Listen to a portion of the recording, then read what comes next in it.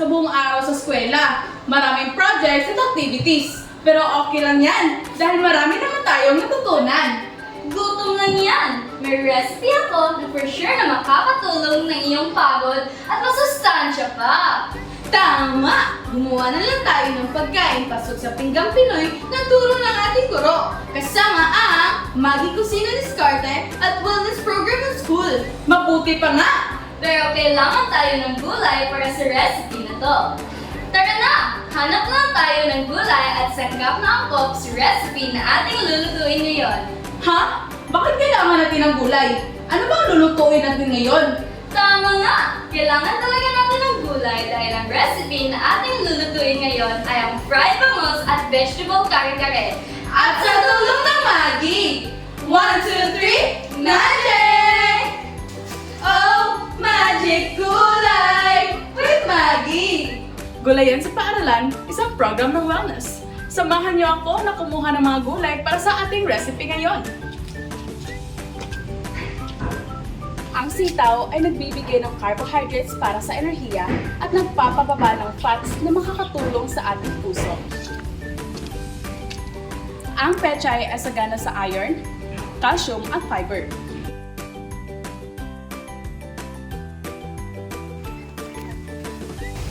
Ang talong ay mataas sa fiber na tumutulong sa maayos na panunaw at pag-iwas sa constipation.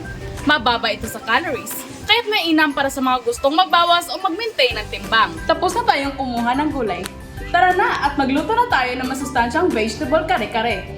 Wow! Ang bilis naman! Parang kanina lang ay nagdadalawang isip pa tayo sa ating mga lulutuin. Paano nga ba magluto ng fried bangus and vegetable kare-kare, Chloe? Good question, Audrey. Simple na naman ang pagluluto nito mga pagkain na ating napili, kaya tara at pakita ko sa inyo kung paano magluto ng fried bangus at vegetable kare-kare kasama ang all-in-one seasoning na mas lalo napapasarap ito.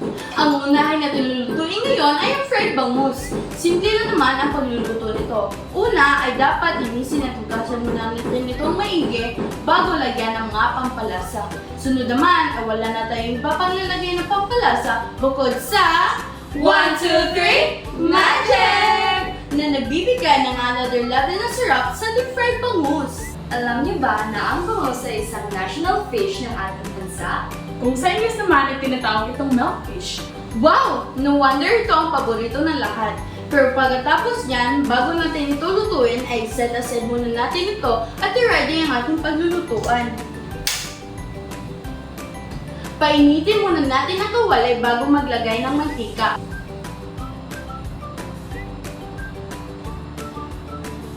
Ayan! Mainit ang ating mantika at pwede na natin ilagay ang bangus kasi tayo maluto ang both sides.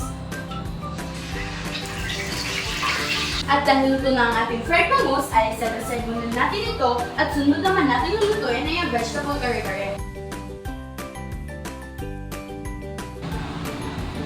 Bakit ba sila nilalagay sa cold water pagkatapos mong i-blanch? Nilalagay ang gulay sa cold water pagkatapos i-blanch para manatili ito crispy at to stop the cooking process. Alam niyo ba na ang kare-kare ay isang regional dish ng mga Moro-Moro na isa din sa mga indigenous people dito sa Philippines? Interesting trivia guys! Ngayon naman, ay ang prepituhin natin ay ang talong. Sa pagpiprito naman ng talong, ay dapat ang unang ilalapat sa mainit na mantika ay ang balat. Pero ito din ay nakadepende sa iyong paghihiwa. Alright! At dahil ready na ang ating mga ingredients na lulutuin, ay pwede na natin gawin ang ating kare-kare sauce. Sa ating pinalutuan ng talong ay dito na din natin nilalagay ang ating aswete na nagbibigay ng kulay sa ating kare-kare. At dahil nalabas na ang kulay nito, ay hangunguin muna natin ng mga aswete seeds bago natin isangkot siya ang bawang at sibuyas. Ngayon naman ay ilalagay na natin ang bawang at sibuyas at hintayin medyo maging maluto.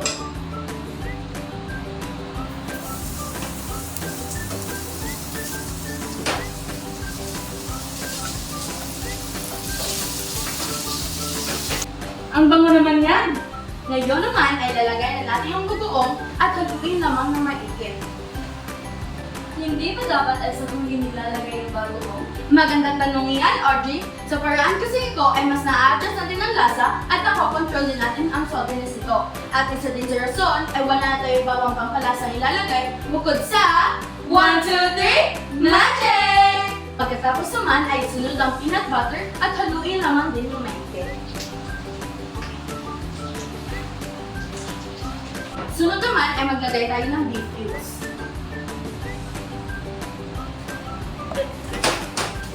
Pagkatapos niyan ay maglagay lamang tayo ng tubig at haluin yung maigit at hintayin kumulo.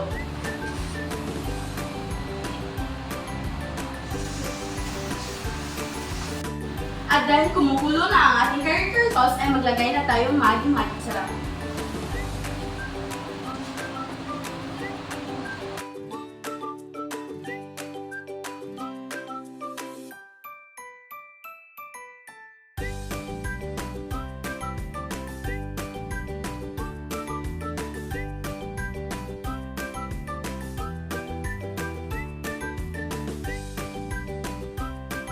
May napapansin ba kayo sa ating mga plato?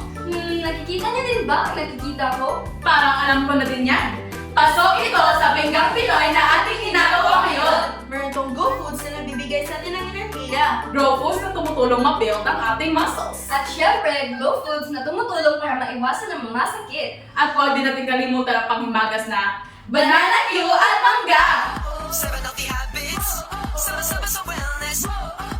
Tara! Sama-sama sa wellness.